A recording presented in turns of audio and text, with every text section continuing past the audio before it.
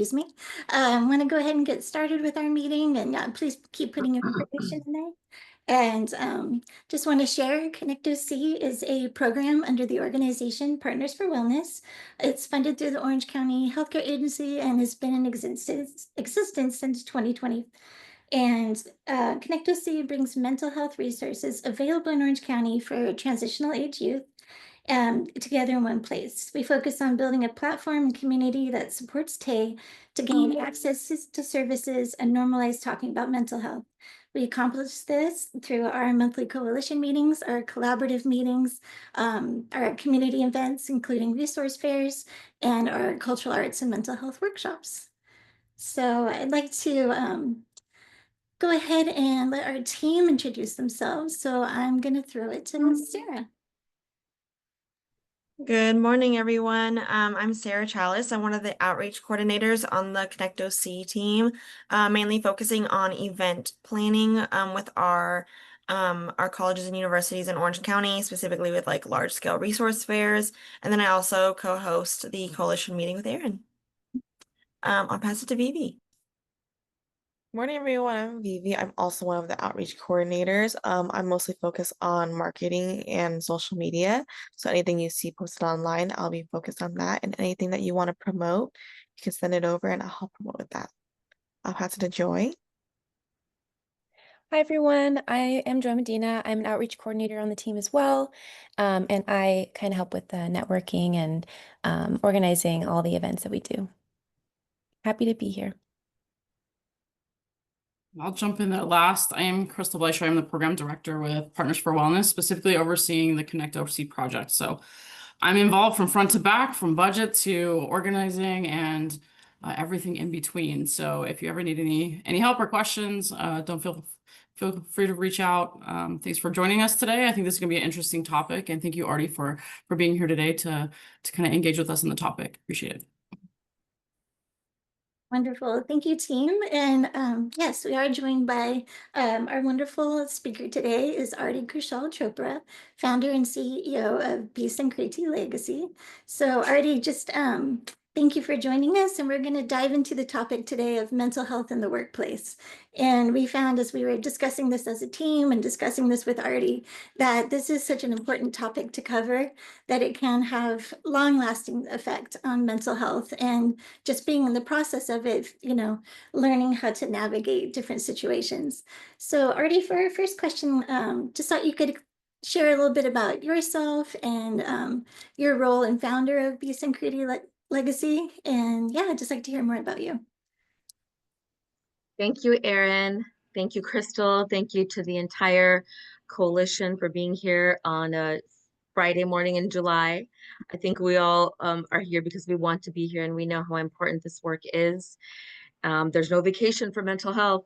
It doesn't take a vacation. In fact, sometimes it gets triggered while we're on vacation from, you know, our day to day. So my name's Aarti Kaushal Chopra. I just sort of consider myself a lifelong mental health advocate and advocate for vulnerable students and children because I was one. And I had mental health problems that I needed to address, oftentimes with little to no family support or culturally sensitive support. So those are two areas that I'm really focusing on now. I started my organization, Be Sankriti Legacy, that has a very interesting name. And I always find the depth in meaning for names, right? Names hold meaning. And names matter, and how you say a name matters. How you utter something out of your mouth with the intention and feeling really matters, because that can be a trigger. So Be Sankriti Legacy, basically I started in September of 2022 when I'd gone through a difficult ongoing breakup. And I thought, I don't have children, I'm divorced with no children. And I thought to myself, as I'm getting older, what's my legacy? If I don't have children, who am I living for? If I don't have any family who left, who am I living for? So it was a real hard self-talk. And it had also come out of a very difficult process with a family member. So 2022 was the year that I decided I'm leaving, I'm recreating and recrafting my legacy. And Be Sankriti before that basically means I wanted to bring all the people together to be together create a tribe that I would get to call my own family, my chosen family. And being present, B means being present, being fully there, being there when someone needs you the most. And then Sanskriti, basically, if you look, it has the word Sanskrit in it, which is ancient Indian language, one of the oldest languages in the world. And Sanskriti with an I at the end means ancient Indian cultural heritage. So I'm of Indian background, but I'm American raised. And I have the good fortune of being raised in both cultures equally, both, Indian and American. And I'm one of the few ones of my generation left who's doing that. And I look back at my own mental health journey and times in my life when I was neglected for different reasons in different ways. And I kept thinking about, well, what did I keep coming back to? And it was my culture, because that's because of how I was raised. I was raised by my grandparents and my single divorcee doctor mom, but I also was raised in India in an extended, blended, joint family setting. And that continued with me until my, mid 30s. And then I started living alone in my mid 30s, and that was a very different time because I'd never lived alone. So that has also been a contributor to my mental health journey. So I could always fall back on culture. And so I put it together. I said, okay, I want to bring people back together again. Let's be together, be there for each other when it counts and matters most. Our own tribe, my created, chosen family, and bring the best of my culture, because I saw what a strength it was time and time again in my life. And especially think about it now when culture is being weaponized against everyone. And it shouldn't have to be that way. And it doesn't have to be that way. And I kind of figured out a life hack around that. And then I wanted it to be my legacy. I said, I was an Indian dancer for 32 years. I've been a special ed teacher. I have my master's in special ed. I've worked with kids since I was 11, since I could babysit. And I always told myself that I'd work with kids or at-risk kids because I was just so good with them.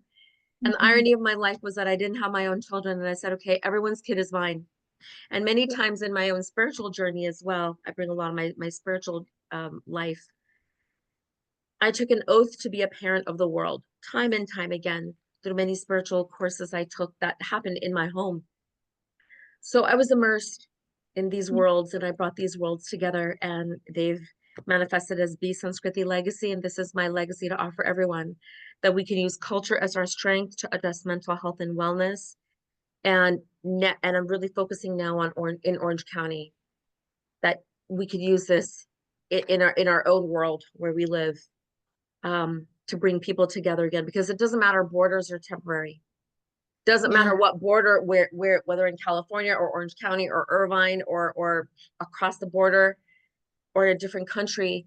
It is the connections that we make that matter, and how we treat our fellow humans that matter. And we can use all of that as strength. So yeah, that's why we're all here today. And thank you for giving me this opportunity and this platform. It's all in the greater scheme of things really working out beautifully, meant to be. A lot of synchronicity here. I definitely agree. And I felt that in our first conversation too, that it was made to happen so that we can really share a lot of this information. And yeah, so I'm so grateful for your insight and your presence here. And so as we go deeper into talking about mental health in the workplace, we're going to break it down into 3 compartments. And so the first one is transitional age youth, and how first experiences with jobs and internships can affect their long-term self-esteem and mental health. And then our second compartment is workplace culture, and how navigating this can affect mental health. And then finally, how to sustain and improve mental health through workplace experiences. So the first one, we're going to kind of go back to talking about transitional age youth. As people know, that's the 16 to 25-year range. And what was some of your first job experience, Artie? And how did that make an impact on you, going back to your teen and young adult years? Yeah. I was an 11-year-old little awkward kid, new from India, with a unibrow and a very meek voice, and very little to low self-confidence. But you won't believe, growing up in the part of Irvine where I did, which was Woodbridge, we grew up like in a cul-de-sac block party culture.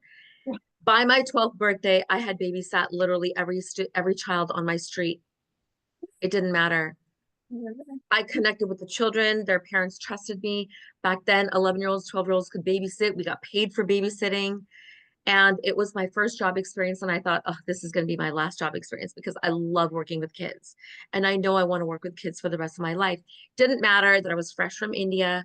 Didn't matter I had an accent. Didn't matter. I was young. I connected with children.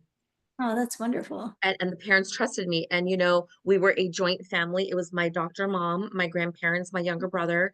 So we brought those family values. We Awesome. brought culture. And we connected with everyone on our cul-de-sac. We became the block party cul-de-sac. And then I joined, at age 14, I became preschool aide at the church daycare where my grandmother worked. So my grandmother helped me get my first paid job. Mhm. And that, again, once just connecting with the kids, I knew I want to work with children for the rest of my life. So that set me on the trajectory to becoming a special education teacher. Mhm. Even though I didn't have any experience with being, around special needs kids. That was a very unique job path I ended up on. But, it was a calling. And I followed my calling. And to the very much the disappointment of my Indian parents, who were the typical doctor, engineer, middle class Indian family. But they saw how good I was, like the kid whisperer. I was like the baby and child whisperer. So my family eventually came around to it. But, then I did one-to-one tutoring for high schoolers with disabilities for SAT. So that became a very niche that I became good at. I became a mild moderate special needs teacher, which led to me becoming a special ed advocate, an educational advocate, and today a mental health advocate.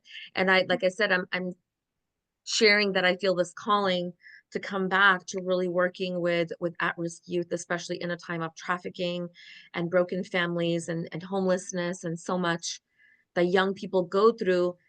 Work life for young people is so critical. If we can get 16-year-olds on the right path to find their passion and just follow it and Yes. monetize it, Yeah, and monetize it. I agree.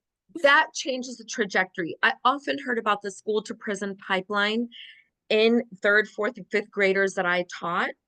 And then we would hear statistics about that 75% of prisoners or individuals in jail and prisons had some kind of unidentified learning disability, emotional disability, or underlying condition that never got identified, addressed, treated. And they ended up in the school to prison pipeline. Well, Yeah. what if we got students earlier and earlier? Find your passion, find what you're good at, understand your weaknesses, Mhm. improve on your weaknesses, but really build your strengths, address your job opportunities based on your strengths while you keep working on your weaknesses. And I think that can just do wonders for young people in Yes. that transitional youth age, where by 16, they know what they're good at, they know what they're not, they Yeah. know what they want to pursue, they know what they might not now, but maybe later. By 16, I strongly believe all students, kids, youth need to know what they're good at and what they can do in life. Yes, I agree. Thank you. That was a really good example of a positive first experience. I wanted to, at this point, just for this question, to tap into our ConnectOC team a little bit and get some of their response if they feel like it. It's amazing. A majority of our coordinators began as interns at Partners for Wellness and then received offers for full-time jobs. So I think just to have accomplished that is amazing. And so, yeah, anybody on our team that would like to share about your first job experiences and what that looked like for you or anything you learned from it? I can start. So my first job actually was at this little coffee shop near my house. It's not there anymore, but it went viral. It's called Cream and Sugar. And there was just no organization in the whole, like, it was brand new. So the management team was kind of still putting together like what they were um like understanding how to run a business basically. And I was just thrown in there as an employee and it was my first job, so I didn't really know like um properly like the legal side of everything. I wasn't given proper breaks and I wasn't really seen as like an employee. So that was really tough because me being already kind of learning how to speak my truth and speak my side of things and just life in general.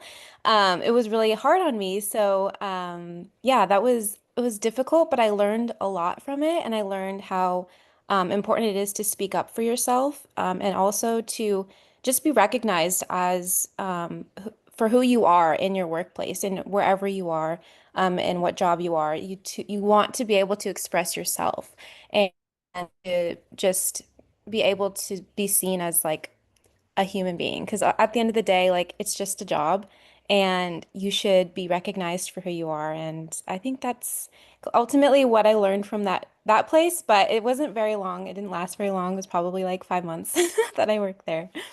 But yeah, that's my little story. Oh, that was great. Thank you. That was a very good example. And then Vivi or Sarah, do you have anything to share?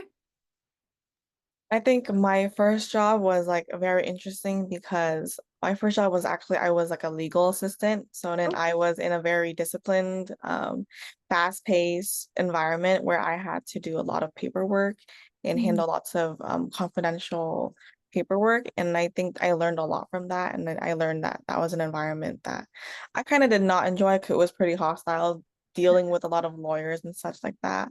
And then also, it wasn't really a job, but more of like a volunteer work. But I was working in the hospital as well, where I Wow. worked in multiple departments at once, and I would also be in a nursing station. And I think at such a young age, experiencing such different types of jobs, I Mm, learned what I did not like and what I did like very early. And I think mhm. that led to me choosing my career path pretty fast. And Yeah. then that led to me also networking with multiple people and learning where I should go. 'Cause I would ask them like, how did they get to a certain place?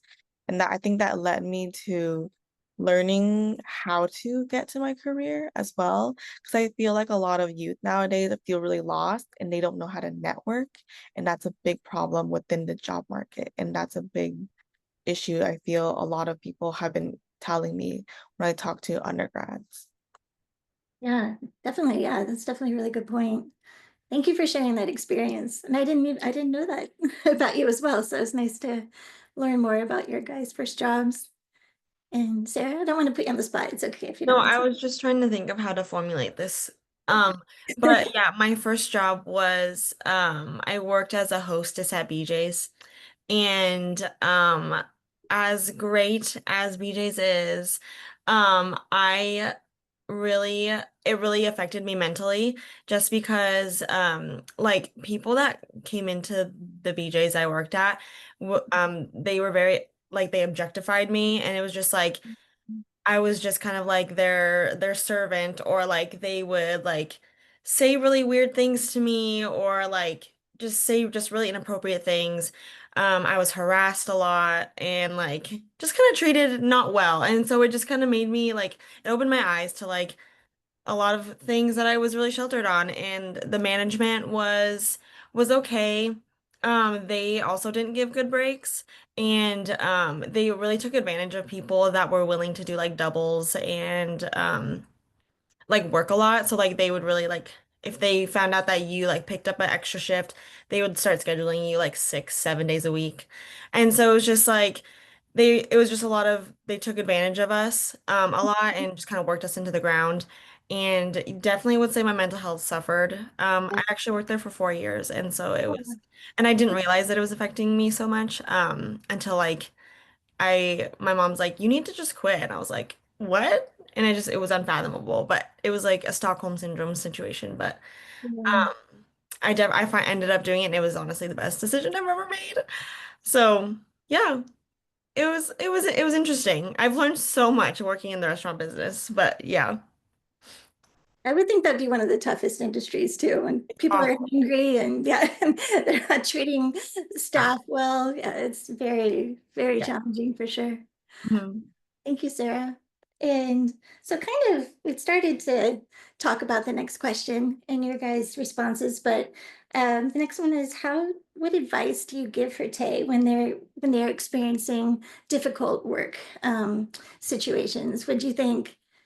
Like at what point do they try to reach out and talk to a manager, or is like, or if leaving is the best option? But yeah, Artie, what is your take on that? Advice would you give Tay where their mental health could be suffering or just that they're not happy in a job experience? Right. It's just a job. It's Yeah, a paycheck. It's not worth your yeah, peace of mind, yeah. because what happens is what the human condition does is we stuff, we repress.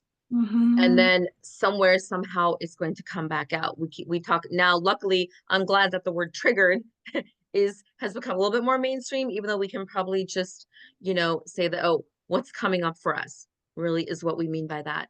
So Yeah, it's just a job, it's just a paycheck. It's not worth it's not worth your self-worth and self-value. I'm also so thrilled that there's this whole self-care, self-love movement. It's really all about that. You can't serve your fellow human. We can't serve our fellow humans if we're not taking care of ourselves first. And that's yes. what the whole service industry is all about, right? And nowhere do we see it more than in restaurants. Yeah, And people will also remember not what you made, how much money you made, what job you held, how high you went up. People will remember two things: how you made them feel, mm, that will stay with us forever, and whether we made a difference for sort of wow. the larger body of people that we're serving.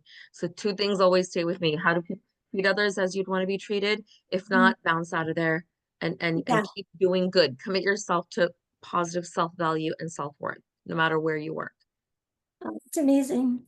And I think, for the people in the transitional age youth age bracket will hopefully watch this recording after, and people who work with the Tay age group. I want to just kind of elaborate more. What do you think a validating and positive work experience would look like for a teenager and young adult? How can they because sometimes if it is your first job and it's difficult, and that's why I do think it could be hard to leave because you think maybe everywhere is like this. So what should they look for in a positive job experience? Somewhere where their underlying needs are understood. So Mm, one thing where I learned this, which I really highly recommend everyone take if they haven't already, is something called collaborative problem solving approach. I got trained under it under Think Kids through the Mind Institute, and my friend and colleague and instructor was so amazing, Deborah Ann Afarian. I learned so much from her as a parent advocate of a young teenage boy with both bipolar disorder and being on the high functioning autism spectrum. She held these collaborative problem solving courses and classes regularly that I learned, oh my gosh, invaluable. I recommend strongly. The whole point of that is behavior is a language, behavior is communication, and underneath that are underlying unmet needs. mhm. So if any youth is starting any job right up front, they should know, okay, am I in a service industry or a goods industry, right? It's either a product or service. So service is your people front, you're serving. Goods, you're dealing with probably more in front of the computer work. So youth should know, are you dealing with things or people? And then if they're dealing with people, then they need to be taught people's skills. And if they don't have them, or if they make a mistake, then they should go back and learn. Young people are not taught to ask for help, Mm, even adults. true. So teach young people right up front, learn to ask for help. Ask Mhm. if you need assistance and give them the vocabulary and the script to do that. I don't understand this. Do you mind telling me? Do you mind showing me? I'm Yeah. sorry I didn't know this, but I'm willing and open to learn. Can you show me? Can you teach me? Mhm. So not making, we all make mistakes, but young people, teach them it's okay to make mistakes as long as they're taught how to ask for help, which is Yeah. also why a lot of mental health suffering happens, because we never learn to ask for help. We suffer Mm. in silence. And so, yeah, I would say, given the vocabulary and the script and the skills Yeah, to ask for help. And humans are a sponge. We learn. We are constant learners. And young people will learn faster than more seasoned adult people will. Young people learn quicker. that's very So, true. yeah. Yeah, thank you. That's excellent advice. Now transitioning over to workplace culture. And Artie and I, in our pre-meeting, we were talking about how this can mean so many things. Like workplace culture can mean ethnicity, it can mean your gender identity, it can mean your sexual orientation, it can mean disability, it can be within so many areas. And so, how do you see workplace culture differ in various settings? So, Artie, if you want to tackle that one. Yeah. So my workplace culture that stuck with me was um, when I became a special education teacher in the Mm. classroom in a public school district here in Orange County. And the school that I ended up at with the principal and admin who I ended up with. And oh gosh, you know how students will say they'll always remember the best teacher who treated them the best and made them feel the best, Yes. or they'll remember the teachers and instructors who made them feel the worst. Mhm. These two extremes stick out in our mind as we take it through adulthood. But I always remembered how my principal made me feel. Mm. And then I carried that into, as a teacher, how I was making my students feel. Mhm. So I had a teacher, a principal who didn't exactly like that I would mainstream my special needs students with Mm. their general ed peers as much as possible because I had a special day class, self-contained classroom. Mm. So I made sure that my students were mainstreamed for PE, library, assemblies, field trips, graduations, music, piano, recorder, art masters. And that was just the right thing to do because that's what I was trained in under my master's in special ed program at Chapman University, which was full inclusion. And I'm so grateful to Chapman University for giving me that. I was a blank slate and they trained me on it's all full inclusion, include them. They're Yes. people first, they're a student first, they're a human being first before they are their disability. And Excellent. boy, that stuck with me. That was the mid 90s onward that I learned this. So I carried that. So, oh, but I ended up with a principal who didn't like that. And she literally would hunt me down on campus in my classroom or around if I was in a staff development with all my other, general ed teacher peers. Mhm. I never forget, she made my life hell. Yeah.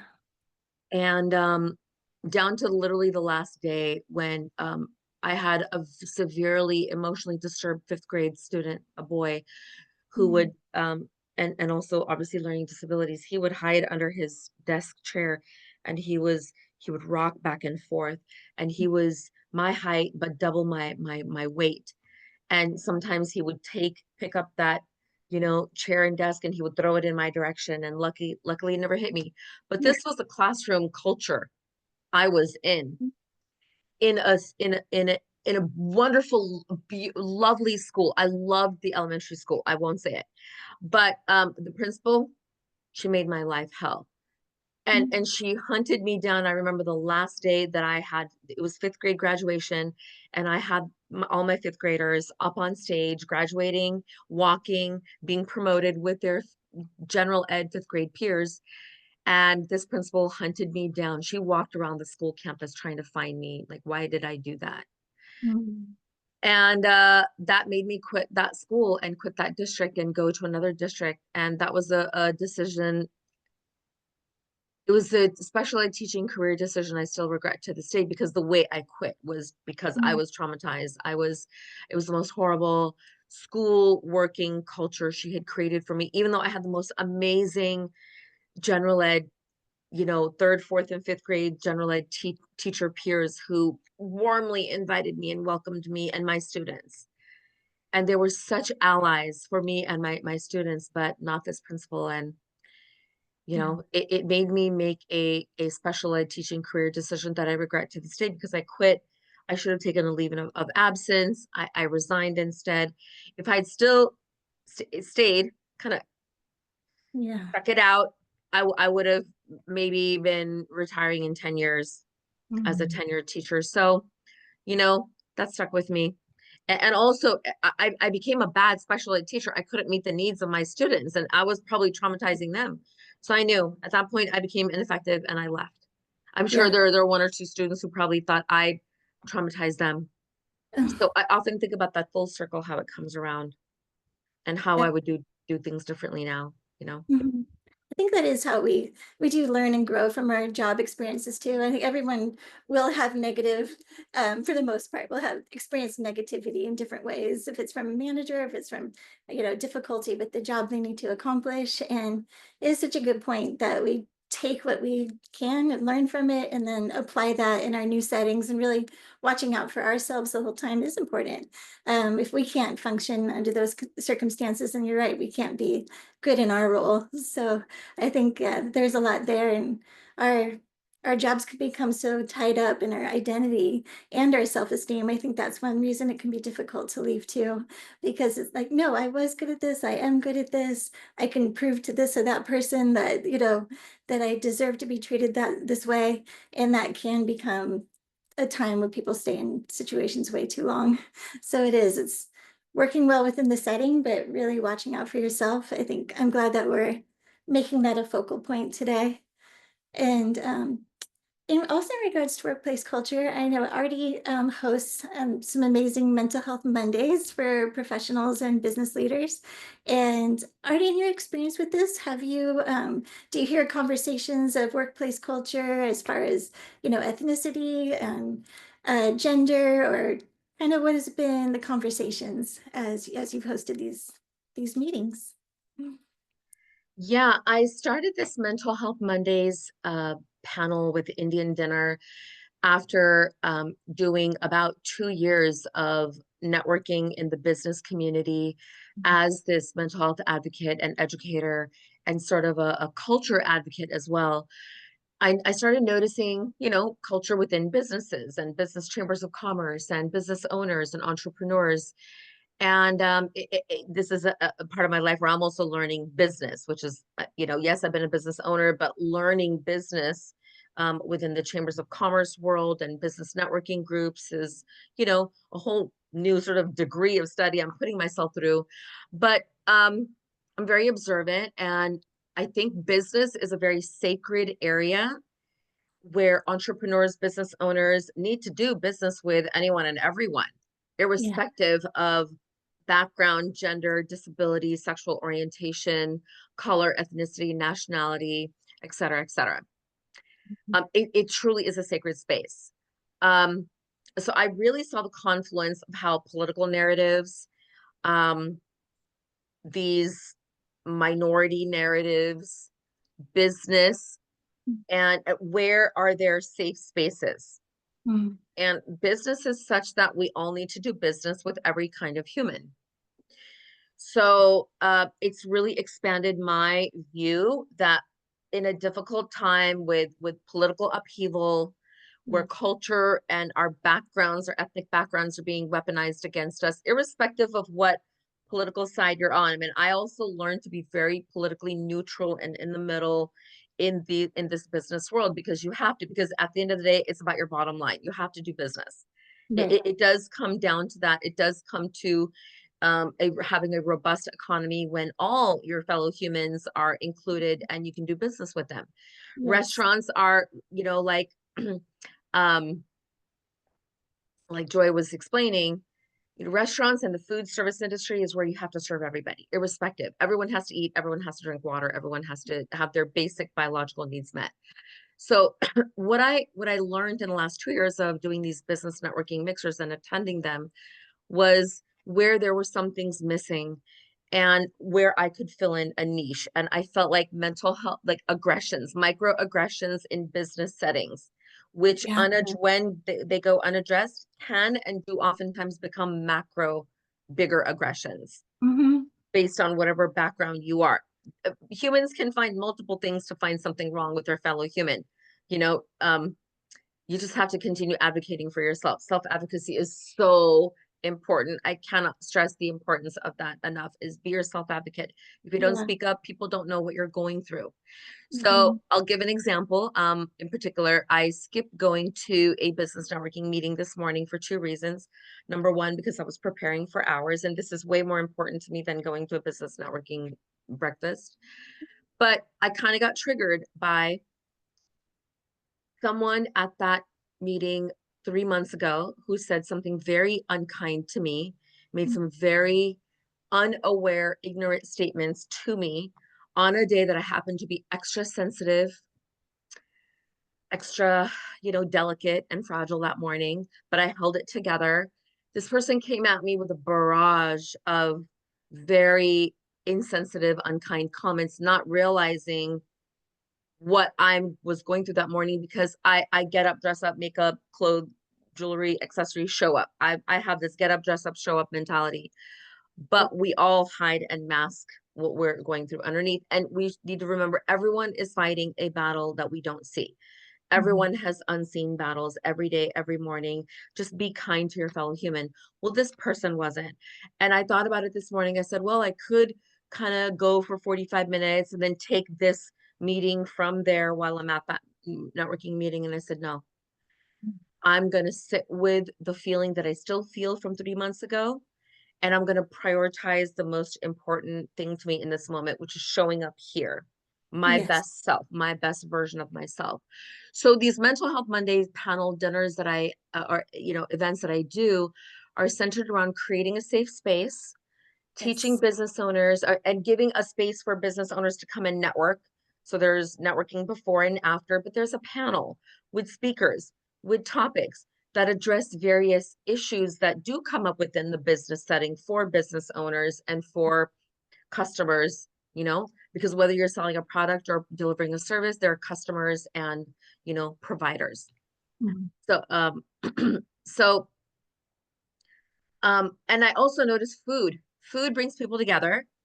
Food brings people together in any work setting, whether you're an employer or an employee or business owner or W-2 or whatever. Food brings people together. And I started noticing foods I couldn't eat.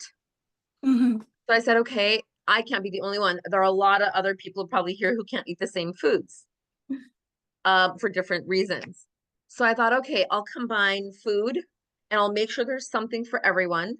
I'll Mhm. create a safe space for businesses to open up these mental health topics.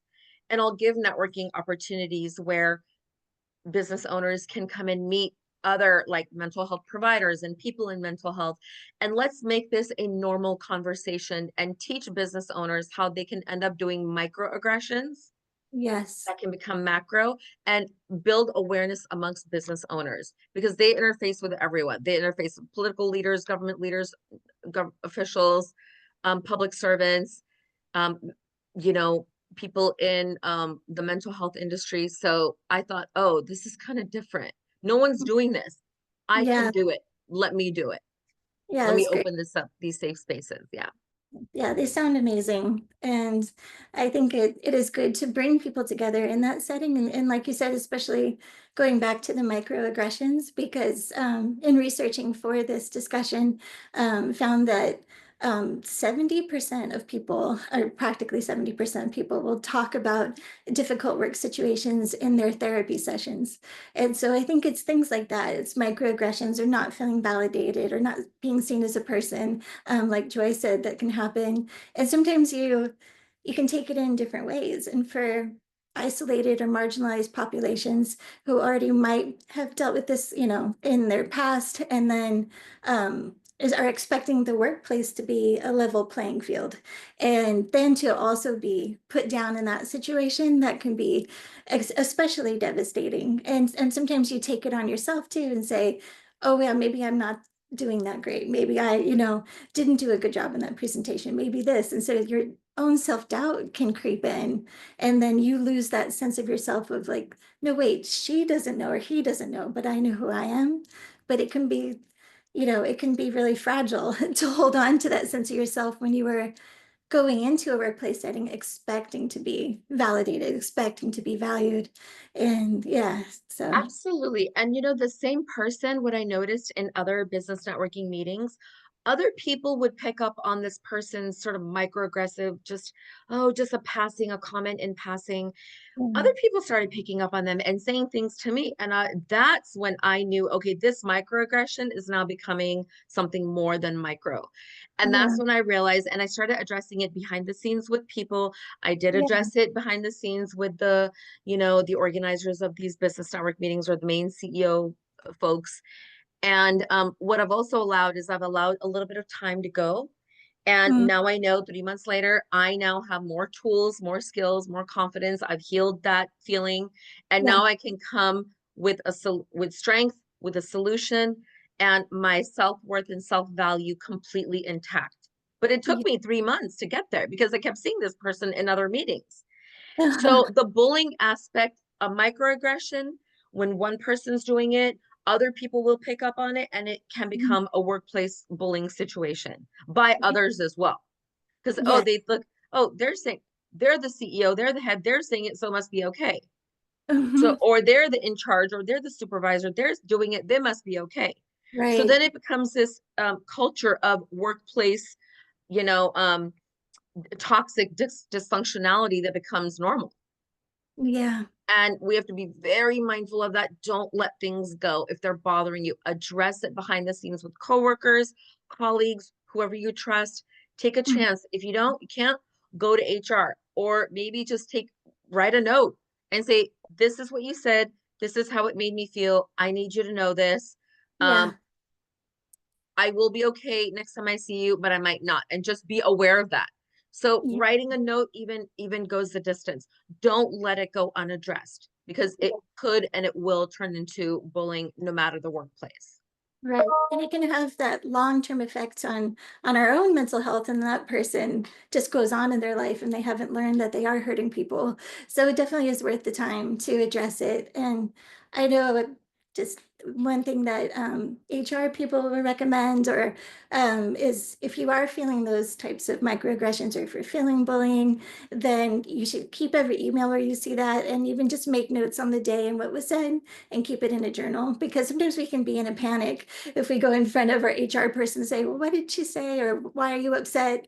And as it's coming out of your mouth, it may not sound or feel as serious, or you can't think of all the examples. So always track it. And I just think that's an important thing for protecting your own self in a workplace situation, because maybe, we aren't always the ones who have to leave. Maybe the other person isn't treating us well. And in my special ed teaching years, I learned another thing, which I really want to share now, is I was always told, document, document, document, which is totally what you're saying. Yeah. The power of documenting, the power of writing down, this person said this. And when it's fresh, write it down when it's fresh, because we'll forget. We are overwhelmed. Write Right. it down when it's fresh. Mm-hmm. What the person said, what they did, how it made you feel. Yeah. Document, document, document. There is so much unspoken power in that, Yeah. because you may not want to do anything about it in that moment, which is okay, but 3 months later, you might. Right. 3 years later, 30 years later, look what's happening with all these victims of sex trafficking and sex violence in different settings, right? They're speaking up finally decades later, Right. It can. because It they could. couldn't do anything about it in the moment. But document, Yeah. document, document. And also say on there too how it affected your work. That's also a good Your productivity. documenting. Human beings are meant to be productive social beings. Mhm. That is our calling in life. That's our job. We're cut out. DNA is meant to do that. But we're whittling away and diminishing a lot of natural human strengths and talents. And Mhm. I have a real challenge with artificial intelligence too, because of that. So that's a whole other conversation with mental health and artificial intelligence, like what's happening to our human intelligence. And let's not forget that. And our emotional intelligence. Those two have to remain intact. Human intelligence, emotional intelligence, and just our productivity intelligence. Maybe Ooh, that's I a new like that. thing we need to promote, is our productivity intelligence. Yes. I like that you addressed AI. I think Sarah and I might be thinking of that for future meetings. That's an excellent topic. Another thing we've heard, especially amongst the age group, that not that if they don't feel bullied in a work situation or, somebody's being condescending to them, they still feel that they're treated well, but in different circumstances where they don't feel like their potential is seen. And so they can get locked in a box of like, okay, you're at this position, this is how much you make, and never being able to move up or being able to be seen as having more value. So do you have any advice for young people to take that next leap and, really show who they are and how to make that process happen? Again, this really has to do with what are their early elementary and junior high years. What has been their experience in their early education years? Because by second grade, by age 7, we're teaching kids to read, write, do math, the basics. Yeah. So that's what we learn, right? As teachers, kindergarten, first, second, kids are learning to read. Third grade onward, kids are reading to learn. So by age 7, 8, our 85% of our development has happened, our core development as humans. So what have those early developmental years been like? Why do we talk about ACEs, right? Adverse childhood experiences. Why do we talk about childhood trauma? Because it carries on into adults, young adulthood, and then, mid-adulthood, older, mature adulthood. It never goes away. So it really, really all depends on what have the early schooling years for these students been like. Now, I used to get 5th graders who were reading at 1st grade level, and I had to create some miracle before they graduated 5th grade. And before that learning gap widened more and more and more. So early intervention, I cannot speak more on that. Like everything in life comes down to early intervention, any kind of trauma, whether it's your basic skills, whether it's your mental health, physical health, anything in life, relationships, all need early intervention. So for youth starting their work and career life, and how can they start off on the right foot right away and not lose so much time, is look at, okay, what are their strengths? What are their weaknesses? How big is the gap? And what can be done to lessen the gap? We're not saying we're going to close the gap entirely. I don't think that's ever reasonable for humans to do. Yeah. But where are they strong? Where are they lacking? Lessen the gap. Always build on the strengths. God, I learned this, and I with my special needs kids, and it took me a while to get that within myself. Yeah. Keep strengthening your strengths. Keep strengthening your strengths, because so many entrepreneurs, Olympic athletes, are like on the spectrum of autism, or they have major ADHD. Michael Phelps, the most decorated Olympic swimmer, major ADHD. His mom put him in the pool. He won, 8 Olympic gold medals all at once, but because it gave him that hyper focus. Individuals on the spectrum, what is Elon Musk? He has identified himself as having, high functioning autism or Asperger's. He is completely this. He knows what his weaknesses are. He doesn't play to those. He plays to his strengths. So many other famous CEOs have dyslexia, or dysgraphia or dyscalculia. A lot of them are college dropouts. They didn't do that by playing to their weaknesses. They built up their strengths. So with young people, I would say keep building on their strengths, and whatever their weaknesses are, see if we can all improve, right? The human spirit is so resilient. We can improve in anything if we put our mind to it. Just they should be given the right supports and any early intervention early on in their work transition life. That's a wonderful insight. I definitely agree. And it can really be put on parents and, and guardians to really talk to their teens as they're doing their first jobs and talk about what is your passion and what you want to work towards. And then, and I really liked what you said too, that you're so right. Sometimes when we play to our weaknesses, like as an apology, like, oh, sorry, I'm bad at spreadsheets. So, oh, sorry, I didn't clean up that table on time. And then that's what the management's going to see. They're not going to say, oh, but you're doing all these good things. You have to be the one to go and say, I'm doing well at this. This is what I accomplished. And to really vouch for yourself and not dwell in the negative because you're waiting for somebody to make you feel better about it. Absolutely. And the more positive you can be, just think the less it is, because someone needs your positivity. Even if you think you're being over, Yeah. your positivity will never be too much. Someone needs your positivity. Teach young people to be positive. There's so Yeah. much talk about mental health, depression, anxiety, social media addiction, living in this alternate reality world, this artificially intelligent world now. Will bring young people, keep bringing them back to their human intelligence, their emotional intelligence, and their productivity intelligence. And I think young people, and teach parents have, oh my gosh, parents and teachers are raising youth together. Teachers are doing it for 6 hours a day, 6.5 hours a day. Parents are doing it for 8 hours a day, whatever the remaining, 18 hours a day. But parents and educators and teachers are raising youth together. Yes. So make sure that what's happening at home, okay, some of it gets addressed at school. What's happening at school gets addressed at home. How do we communicate and close those loops of communication? I often found the student at school was not the student at home, the kid at home. The kid at home wasn't the student at school. Right.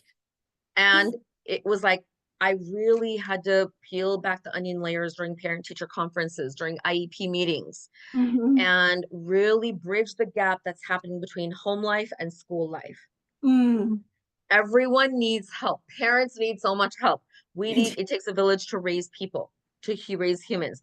That's why the tribe is so important. That's why my Be Sankriti Legacy, I'm building my tribe because I need a tribe. Young people, of course, need a tribe. So it breaks my heart when I see youth and them being at risk and what they're going through. For me, the question is, what's happening at home? What's happening at home? How can we support what's happening at home? And I don't think we're doing that enough. That's why we're seeing more homelessness, more unhoused, more problems with young people. Social media is disconnecting them. Trafficking, that's a whole other thing. But what's happening at home? Let's address and let's support it. Yeah. We can never do enough to support parenting and parents. I definitely agree. And I know some of the research I said too is the difficulty in separating work from personal life can also lead to mental health challenges. It's that work-life balance that we all talk about, but it can be really difficult to leave some things behind and be like, that was the work day. I need to be separate in my own life and care for my own self. So have you been able to achieve that? What is your method sometimes for trying to separate like your thought processes and just lingering in the work situation when you're not there? It's really hard for us to detach work from home life and home life from work life, but both have to be interconnected. Yeah. One is happening because of the other, and one is supporting the other. Um, it's very difficult, but we have to be just very, very mindful. Self-talk, the words, the script we're telling ourselves, very, very important. Just really make it an extremely daily mindful habit. Yeah. Separate work life from home life and home life from work life. Yes, mention it. Maybe ask for help. Don't be afraid to ask for help, because remember, everyone is fighting a similar battle or Yes. a battle, right? No one Right. is without a challenge. And also find outlets, find mindful outlets at work, find mindful outlets at home. And if the mindful outlet at home, you can do it at work, do it. Yeah. They're interchangeable. So Meditating, breathing, going for walks in nature, just going for walks in general. Being extremely mindful about the food you're eating. Oh my God, I cannot say enough about food and drink. That's why I'm incorporating so much of food and drink mindfulness into my mental health panels. That's why I do it at Indian restaurants, because I know I can curate the food that there's something for everyone: healthy, non-fried, raw, salads, vegetarian, non-veg, not deep fried. I mean, there's something for everyone. And I know they'll curate it for me because that's the intention I've given them. Just mindful, everything is about mindfulness, everything is about self-care, everything is about your self-worth. Do not diminish it in your work life, don't diminish it in your home life, in your personal life, and get more connected with nature. And I love that Just Gather Wellness and Michelle, I don't know if Michelle's here still, I love that her nonprofit focuses on mental health and wellness and detoxing in nature and with Yeah. arts. I bring in my traditional Indian performing arts and my traditional ancient Indian culture because it's so much nature based. Yes. Everything is nature based. And we as humans are nature. We forget that we're nature. We're made of earth, wind, water, fire, and ether, space. There's nature in us, which is why we have to get connected to nature. I agree. And Yeah. And don't you know, forget, we're diurnal animals. We're just mammals. Yep. We're here. We are part of nature. Yeah. True. 100%. I And do I think- had seen that Michelle had her hand up before, so I don't know if Michelle, you wanted to say I something or had a question? I was just thinking when you were sharing what you were sharing about the workplace bullying, which, you know, I spent 20 years in corporate fashion in very, very high levels. But I found out when I came to the nonprofit sector, there was a lot more workplace bullying going on. And I had an incident where it involved the head of HR got triangulated with the CEO against me. And I did nothing wrong but succeed. And even though I left there, they continue to bully me. I mean, I'm very successful as a consultant, but like I decided to get ballsy and ask for a letter of recommendation. They're giving me a song and dance right now. So I'm going to go directly to a donor for it. But I just want to say that, yes, everything you say is true. I have no adverse childhood experiences because I was raised by a teacher and a social worker and an artist. So I'm able to handle this toxic stress and get through it in 4 weeks. But that last bullying incident, I got mental illness vertigo. Mhm. And it took grounding in nature and gratitude to heal me. Mhm. And now I'm a gratitude teacher and, you know, the Just Gather stuff. So I'm writing a book right now that's called Earth, Our School of Gratitude, Turning Traumas to Treasures Using Our I Am Power. So I'm all about, sometimes you're in a situation, sometimes our youth are in a situation when their superiors are bullying them. And I don't think talking about it to other colleagues is going to make it better. It might make it worse. So it just really comes back down to what you were saying, 0 to 7. Did they have adverse childhood experiences? The more they had, the less they can handle it.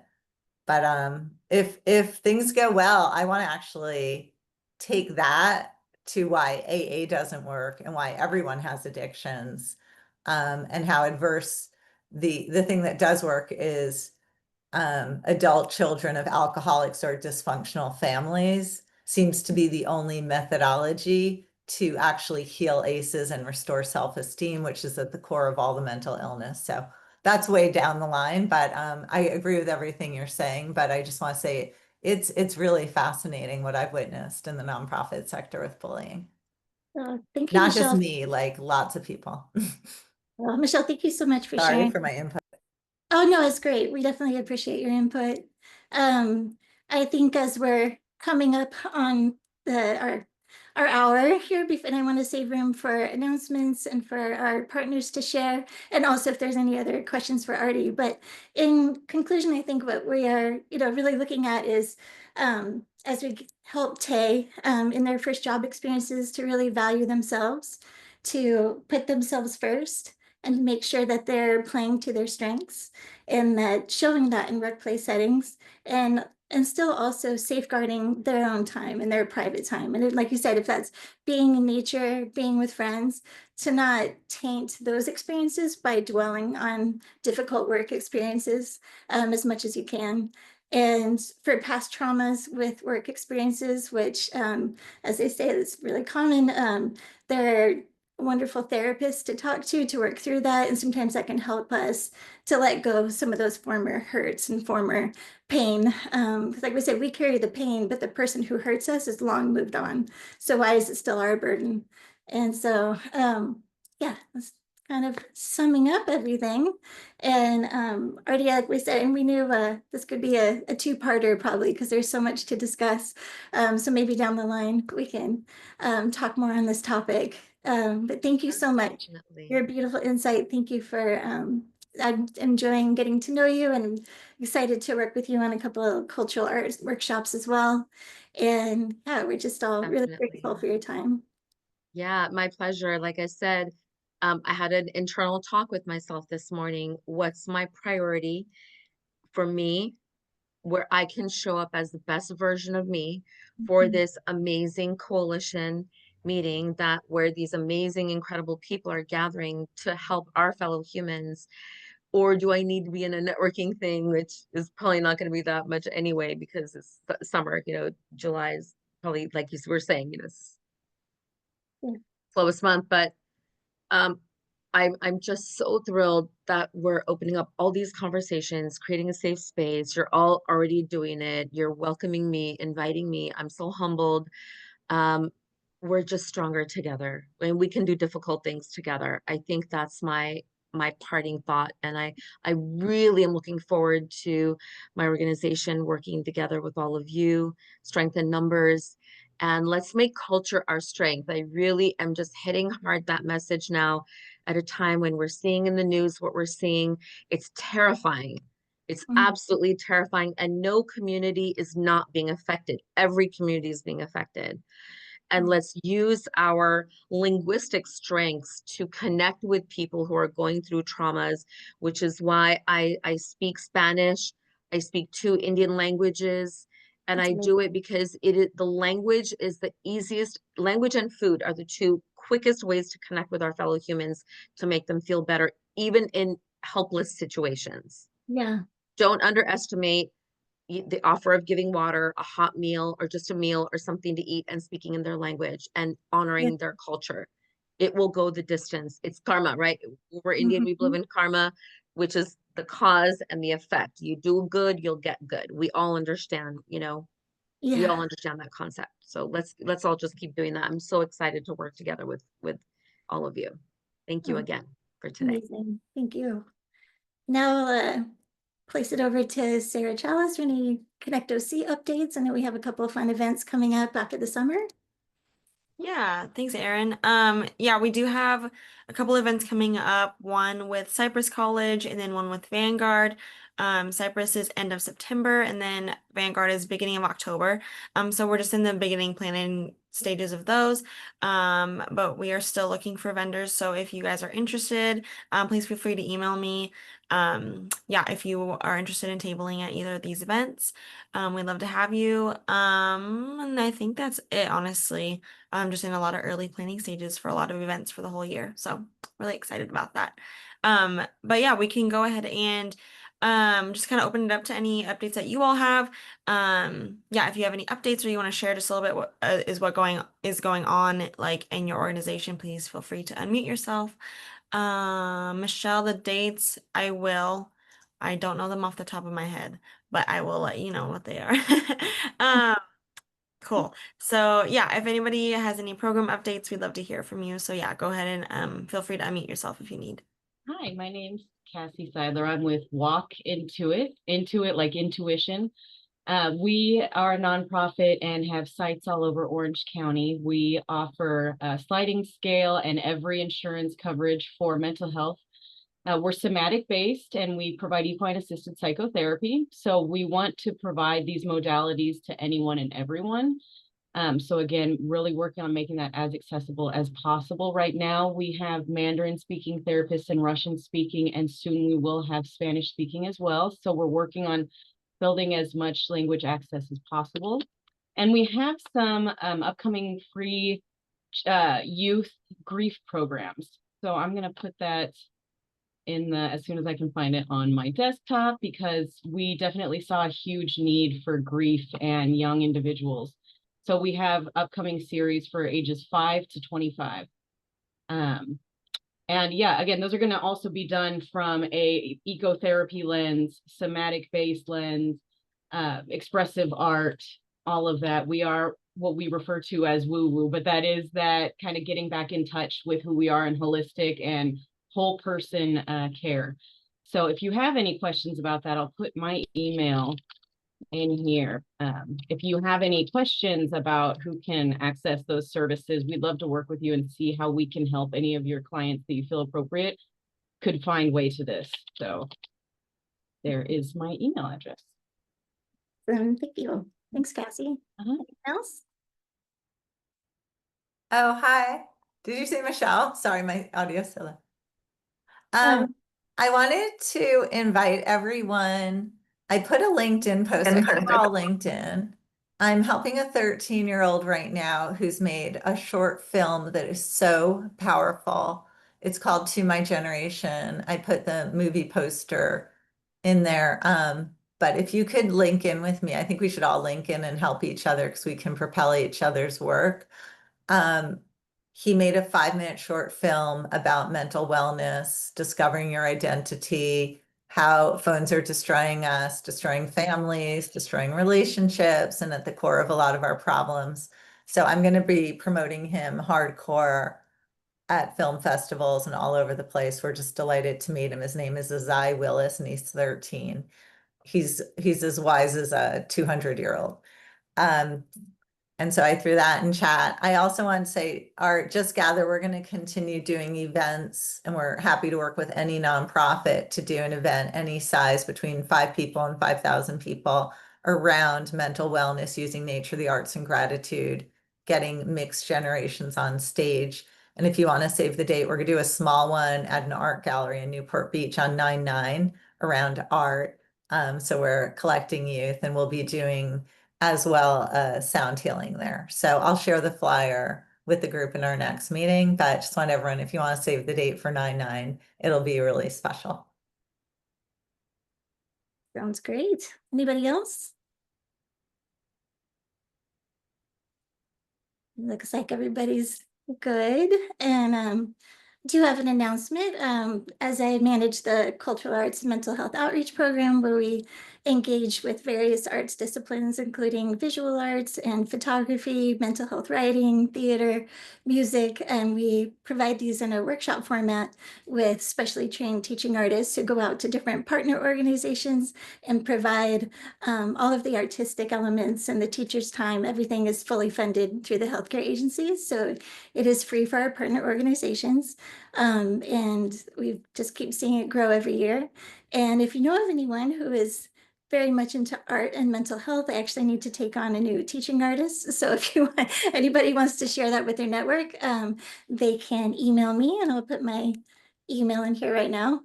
And it's eoflaherty@p4w.org. And yeah, I'd love to hear from you, see if we could collaborate in different ways. And also, yeah, if you know anybody that is looking for a part-time job, that would be great. Love to meet with them. So, all right. I think that's it. Everybody off to enjoy a beautiful and warm weekend. And we just thank you for your time. Feel blessed by your presence, and thank you for all that you do in the community. So thanks, everyone. Have a great day. And I'll send my information to Erin, and then Erin, you can feel free to pass that on to others. Wonderful. And I want to get together with you too. Bye. Thank you, everyone. Thanks, Aarti. Have a good day. Yes, you too. You too. Have an amazing weekend. Yes.